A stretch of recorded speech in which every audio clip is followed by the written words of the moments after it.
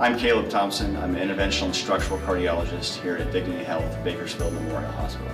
This procedure, what we call transcatheter mitral valve replacement, targets patients who've already had mitral valve surgery and have bioprosthetic valves. This is a way to replace or put in a new valve so that they have a well-functioning valve in that mitral position.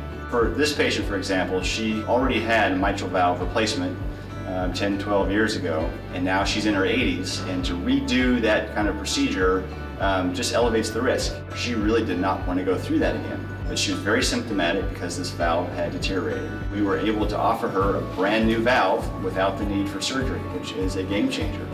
I was always very tired, get up tired and out of breath.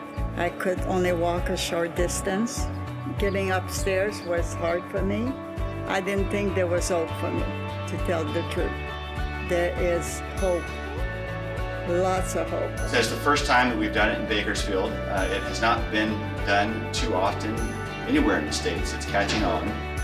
Usually it's been reserved for academic institutions like Cedars, like Stanford.